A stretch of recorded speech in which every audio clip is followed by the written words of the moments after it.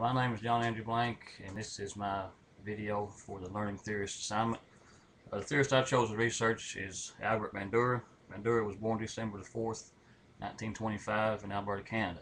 He is often described as the world's greatest living psychologist. He is a professor at Stanford University and has served as president of the American Psychological Association.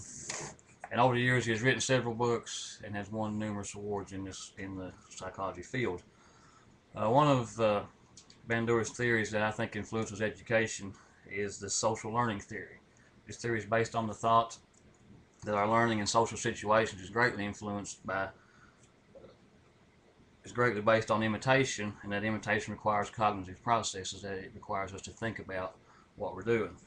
We gain a lot of information just by watching others. Bandura calls these models, and mainly taking notes and learning based on what we see. Bandura argued against Skinner's theory, which states that organisms must act to learn. Bandura says and thinks that we often learn more rapidly just by watching the behaviors of others. Bandura calls this process of watching observational learning and outlines 4 different components. The 4 components of observational learning are attentional processes. So when we pay attention to the model that we're watching, to learn from, we cannot learn something without paying attention to it. The attention process, which is of course the method that we use to retain the knowledge that we see. And number 3, motor reproduction process. In order to accurately imitate and act, we must have the appropriate motor skills to do so.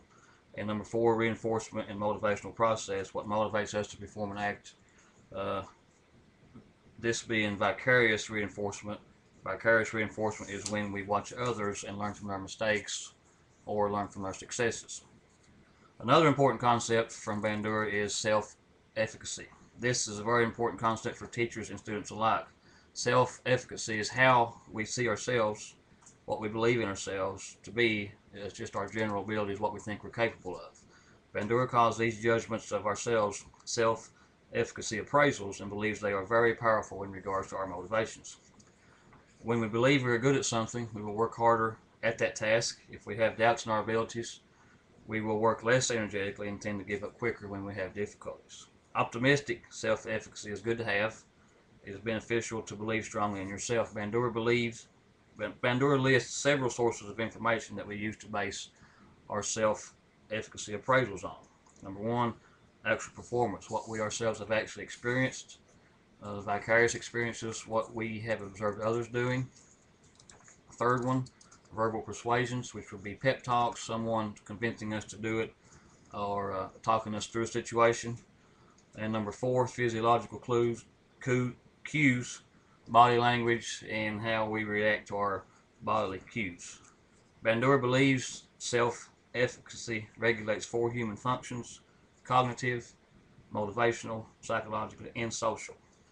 I think Bandura's ideas from the social learning theory that I have mentioned are very important in education. It's very important for us as teachers to be good models, to be good role models for our students to look at and to watch and to learn from.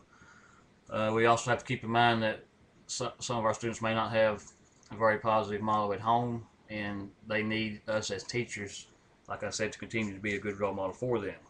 Students will watch us even when we don't notice they're watching, and a lot of times they may learn as much from what we're doing or not doing or how we handle ourselves than they are from the content that we are teaching.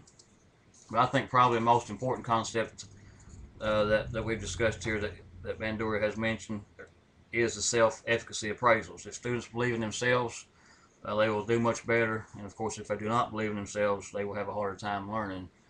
Some students we may have in our classroom will come in with a learned helplessness, thinking that they can't succeed or won't be able to succeed for whatever reason they believe that. And it's up to us as teachers to instill confidence in them and to get these kids to believe in themselves. And a lot of this ties right in with what we've been talking about with motivation and how you properly motivate a child or a student. Confidence and expectations that we have in our kids are so important to success. And it's like that in anything we do, whether it be sports or our jobs or especially as students. And it's up to us as teachers to build them up, to find positives to build on, and then to be able to guide our students to begin to believe in themselves. References for this video include the Model 3 support documents, Bandura's Social Learning Theory, Nancy Gallivan, 2003, Decision Making, Self-Efficacy in the Place of Career Education, Elementary Social Studies, Elementary School Social Studies from the Social Studies, and Patrick McCabe, 2006, Convincing Students They Can Learn to Read from the Clearinghouse.